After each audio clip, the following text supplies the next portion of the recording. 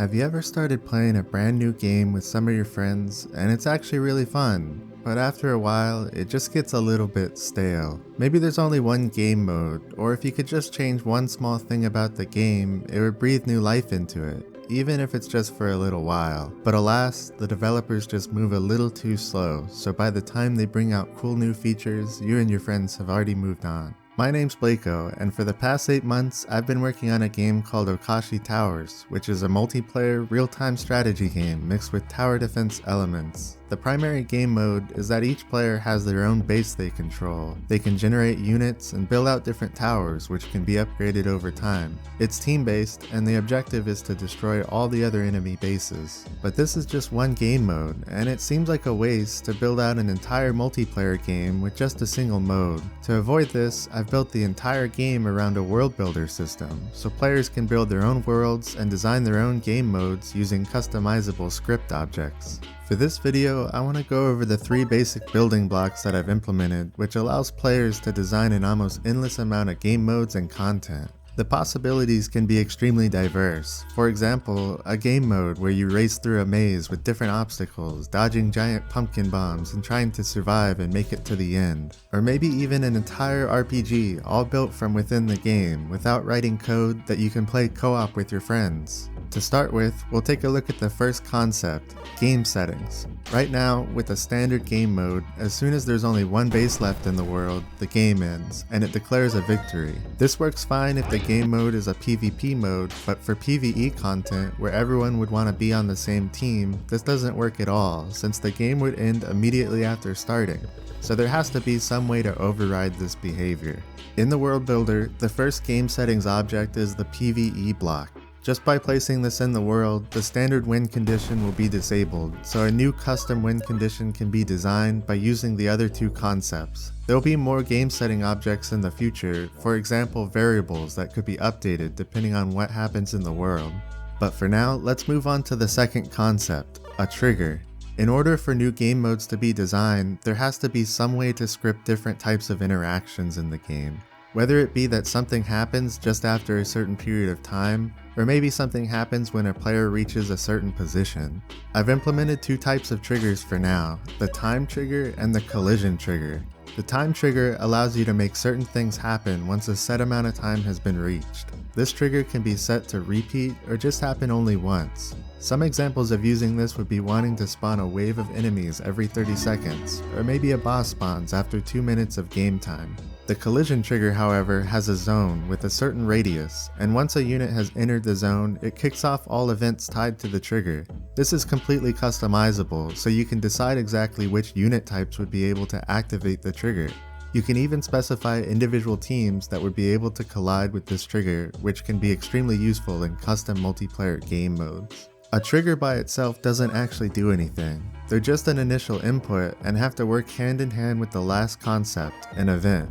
For a real-world example that won't get me demonetized, let's imagine a piano. When you push down on a key, it activates a series of events that create a sound. You can think of pressing the key as a collision trigger, and the event being the hammer inside the piano striking a string which plays a note. If you remove the hammer and even the string, pressing the key doesn't do anything.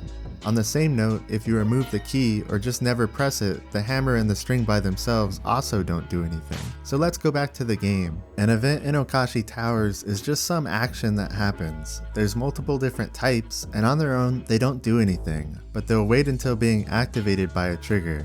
Let's look at an example event. Here's a dialogue event object. We can place this in the world and design what we want it to say and what it looks and sounds like.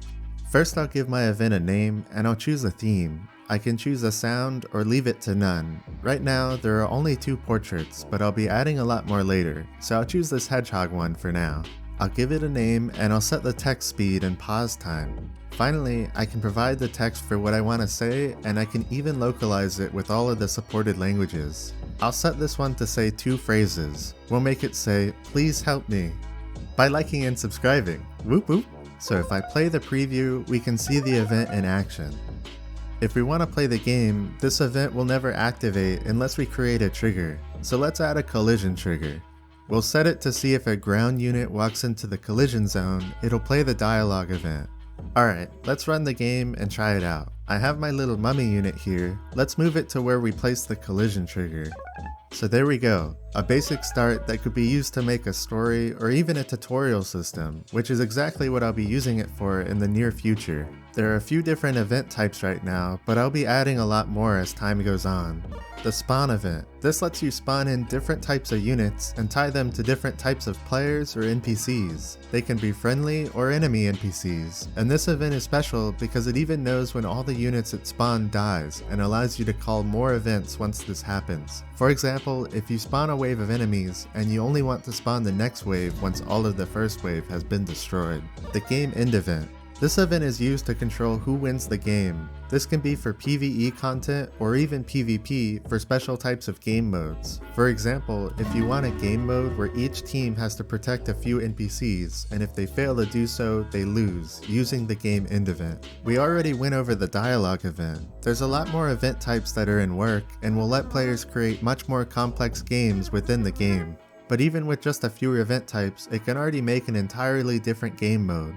Now that we've seen the initial set of event types, we can put it all into practice. Here's a map made by a friend of mine. We can see every event and trigger type in action. It contains the PvE block, so that means it has a custom win condition. We can also see that it has 2 game end events, so these are used to decide if the player won the game or lost the game.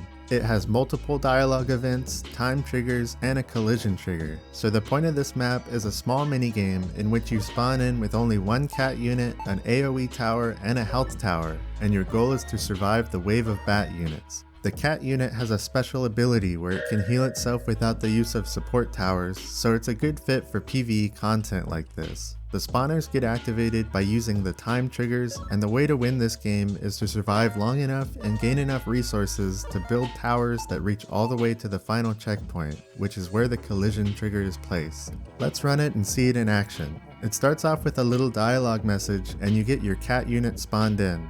Immediately, bat units are sent your way and you have to protect your base and towers. If you lose your pumpkin AoE tower, it triggers some more dialogue. It's a challenge style minigame. I think small challenges like this are a pretty cool use case for the world builder, because you can easily set up different scenarios that would be difficult to occur in the normal play mode. Let me know what you guys think about the world builder. I'd love to hear any cool ideas for different game modes you'd like to see made with this system, or any changes you'd like that would make it even better.